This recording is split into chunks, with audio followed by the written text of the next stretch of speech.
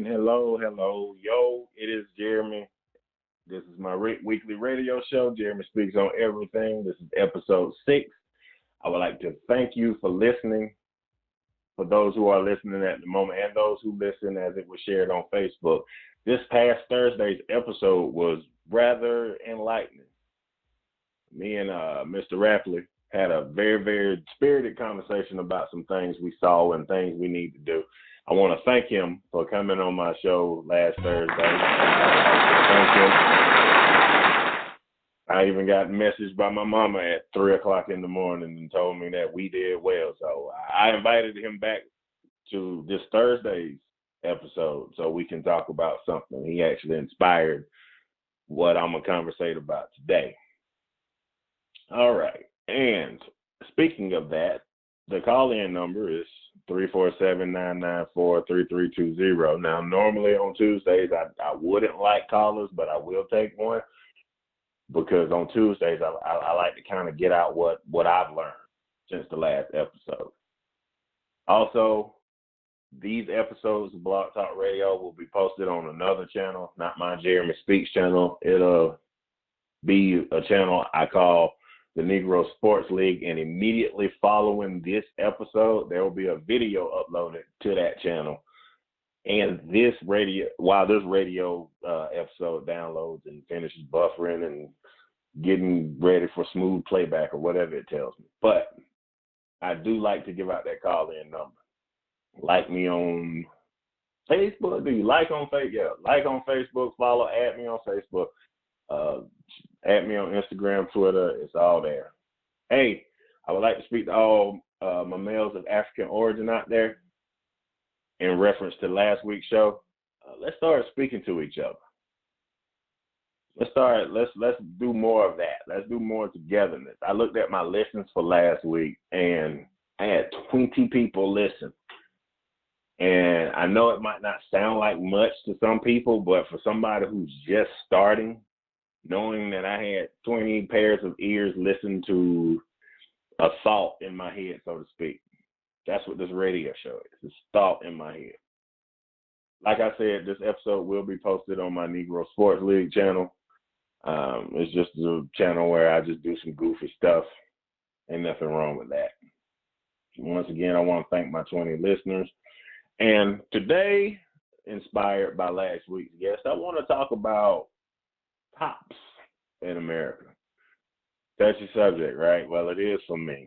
I want to talk about cops. And Mr. Raffler brought it up last week, and it kind of made me wonder, well, where are the origins of the police force? Have they always been like a state government type of department, or did they have a start? So, of course, I did a little digging, which I was going to do anyway for this show. And I found out that cops started out as something called patrollers, paddrollers, or paddy rollers. I'm going to say paddy rollers. And what that was a slave patrol. See, the origins of police, and before anybody, that's not entirely what this episode's dedicated to. But I think it's only right that we research and we find out whether the roots of the tree are messed up. Because if the roots of the tree are messed up, then that means the branches are messed up too. So you can't just be one-sided and not do a little homework and understand what it is that you are trying to understand. Anyway, slave patrols start cops. They were first established in South Carolina, which is crazy. In South Carolina in 1704. And then that idea just translated from colony to colony to colony. And, each state, of course, probably put their own touch on it. But it started out as slave patrol. And I thought that was interesting. At least from 1704 to 1877.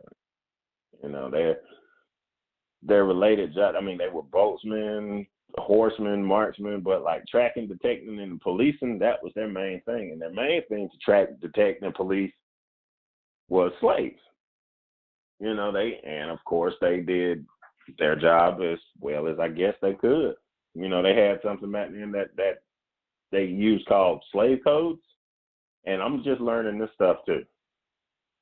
Slave codes, like, it made me curious. Are some of these slave codes still in effect, or are they just hidden, and are they just right there behind the surface?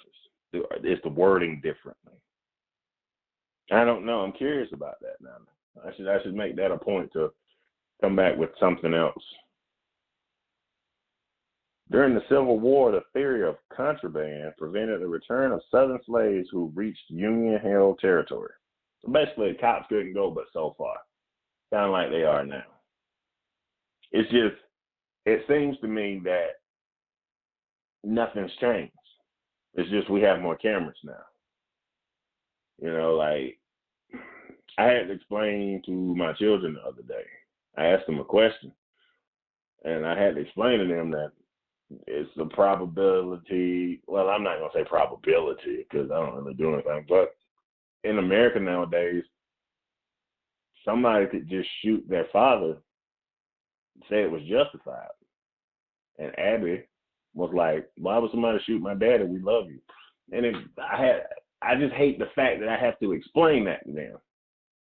I have to tell my kids the truth. I pride myself on telling my children the truth. I don't lie to my kids. So I had to explain to her that stuff like that happens to people. People miss their daddies and everything, because police, like I said, if the roots are messed up, and the branches on the tree got to be messed up, right? And I think that way of policing has to be rooted in a mindset like that for these things to keep happening. Like, it has to be not a directive, but an unspoken rule or unspoken thing that it's okay to be this way. I don't know. I don't believe in shooting anybody unarmed, but much less where, you don't want to go anywhere and do anything.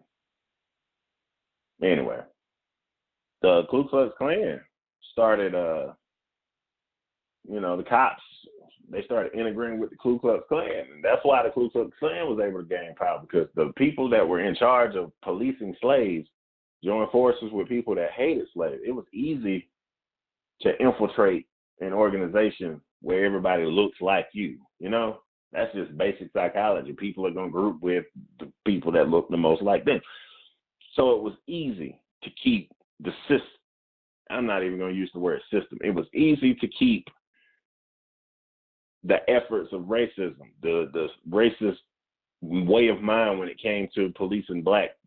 Well, not just black, policing everybody, but I mean, honestly, when black people in this country, excuse me, I didn't mean to say that word. I'm still working on getting that word out of my vocabulary. I'm going to go ahead and give that a spot. Okay. I got some new sound effects in case anybody was knowing. I'm going to play every time I say that word in reference to who I am or people that look like me. I'm going to hit that sound effect on there. That's why the name of my channel that needs to be posted on is Negro Sports League. I think it's funny. That's a play on, they think the only thing Negroes are supposed to do is play sports. Anyway, that's another conversation for another day. Down in Charleston, they actually had a town watch where they implemented laws that set in motion curfews for slaves, strengthening their militia, preventing slaves from bartering goods, and establishing things. Basically, slaves couldn't trade things. We had a curfew, and we couldn't strengthen our militia. And if stuff like this happened, they just snatch them and separate them.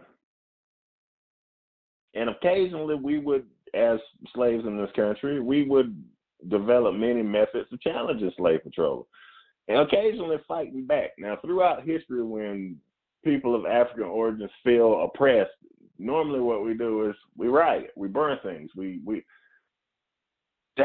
It's sad that we have to do that to get attention to an issue that shouldn't even be an issue in the first place. The American Civil War developed more opportunities for resistance against slave patrols and made it easier for enslaved people to escape. Slave patrol duty started as breaking up slave meetings. So basically, if a bunch of us got together, back in the day, and like I said, I'm a large man, I would have went for Top Dollar, big old large Negro out singing Negro spirituals in the field. but we couldn't congregate as a people. We couldn't congregate. We couldn't get together and speak to each other. It'd be broken up by the quote unquote slave patrol. I think that I would reference that as loitering nowadays. Like if a bunch of us get too close together, what they doing? They got to break that up.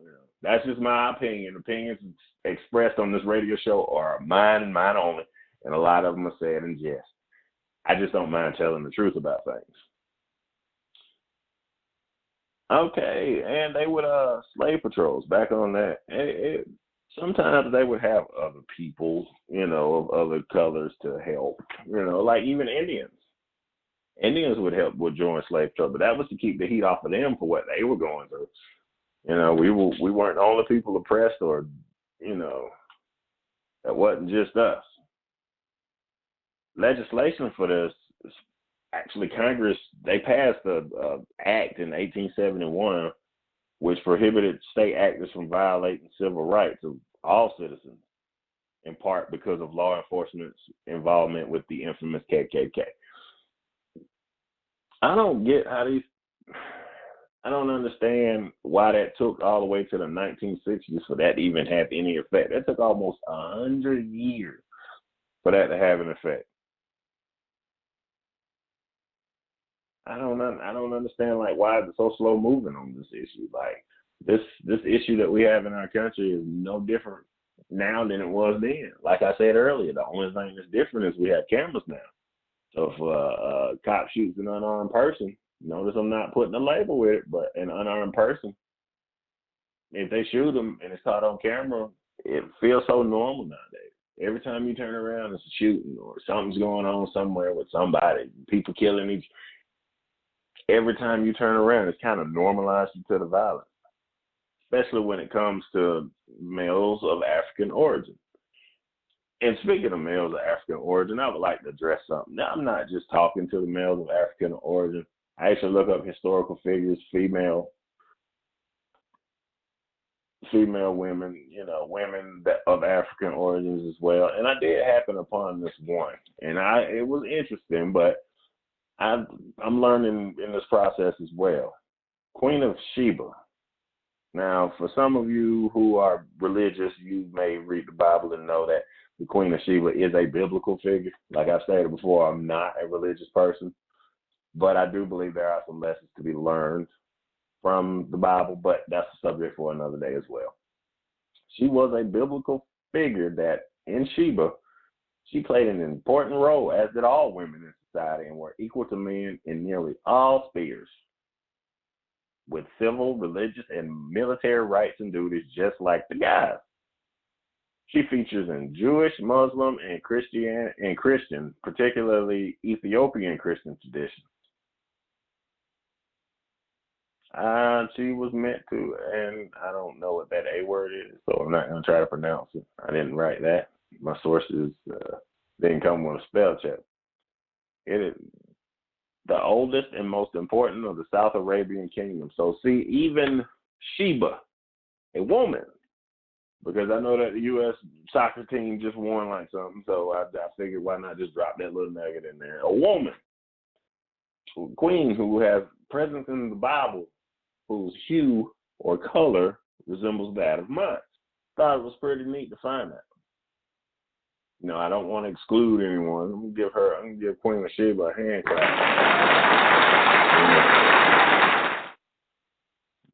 It's pretty cool to go down in history of that. But see, our young women, I have something to teach my daughter now. Our young women aren't taught that.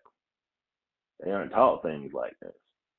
It's kind of sad, actually, that she's in the quote-unquote Bible, and they're not taught. We're taught about the South, getting off subject here. Once again, I want to give out that call-in number for anybody who listens, who wants to call in this Thursday.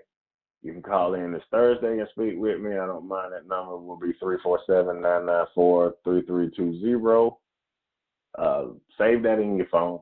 Call into the show Thursday and chit-chat. And, feel free to correct me. I'm not saying that in the course of this show that all cops are bad. I want to throw this disclaimer out there. I'm not going to say that. All I'm saying is if the roots are poisoned, and the rest of the tree, a tree that bears good fruit isn't going to just bear bad fruit one day. A tree that bears bad fruit is going to bear bad fruit. Not going to bear anything good. I give you an example. You can plant something. Treat your mind as a farm. Pretend that your mind is a farm, right? Now, in this farm, you can plant corn. You can plant a vision for something for the future. You can plant anything in this garden you want. You can also plant poison in this garden. Now, no matter what you plant, it's going to grow there. So, I said all that to say this. If the roots of the tree, the plant, or what you plant in your mind is bad, then whatever grows from that is going to be bad as well. You can choose to ignore things like this. Anyway, state militias, back to the subject of the hand, state militias,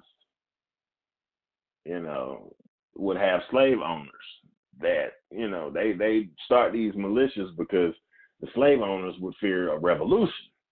And they don't want to hear that word, revolution word. They try to take off. Sounds like nowadays, shut up and dribble type stuff, whatever.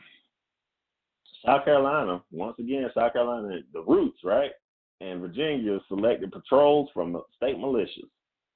State militias were also organized from the cadets of Southern Military Academies of the Citadel and Virginia Military Institute. Now, it is crazy that recruits that got recruited to become cops, right, came from the Citadel and Virginia Military Institute. That kind of says that these roots extend also into the military, because they weren't going and getting people of African origins to join these state patrollers.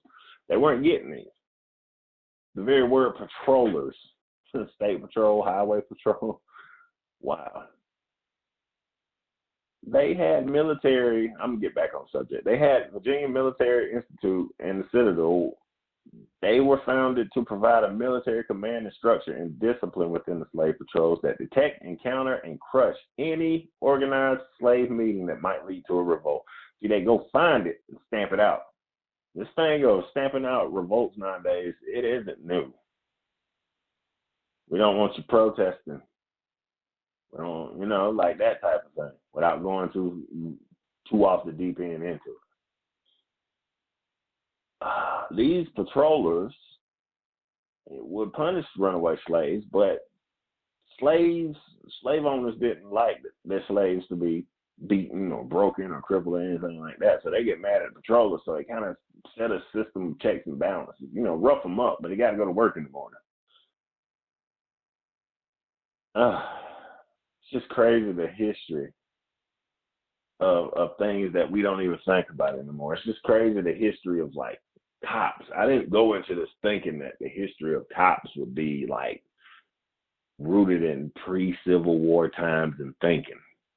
Like I didn't think that somebody I had to come and I was trying not to think this way, but somebody that has to come and save me, you don't want to think like that. You don't want to depend on somebody like that. That's why I tell us black men, hey, there's that word again. I'm trying so hard to get that out of my vocabulary. I'm going to go ahead and get that up.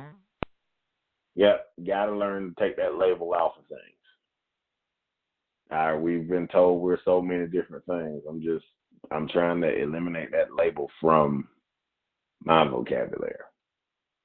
Anyway, it's just, I tell us men of African origins that we need to start speaking to each other, because nobody's going to start standing up for us. Nobody's going to protect us. Nobody's going to do for us except us. We have to talk to each other in order to do that. Because even the people that are supposed to protect and serve, Dan, I don't really think they protect and serve, And that's kind of a fine line with me, that protect and serve thing. There's nothing again. Like I said, not all of them are bad. I'm not saying all of them are bad. I am just saying that the roots to this particular tree started off in a negative light. And until you fix that problem, it's going to stay that way. Is that fair? No. But I mean, I get a net cast over me as far as judgment when people, So I'm just calling it like I see it. I never regret telling the truth, and I'll never regret telling the truth about anything I say.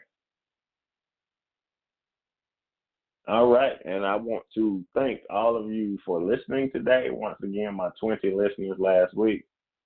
I did take the 30 minutes this week in hopes that, I would be able to educate somebody or informate somebody.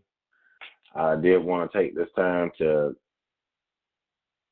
share my social media with you again. You can add me on Facebook. You can like me on Twitter, follow me on Twitter, like me on Instagram. I'm on those too. Mostly what I'll be posting is show stuff and show related stuff.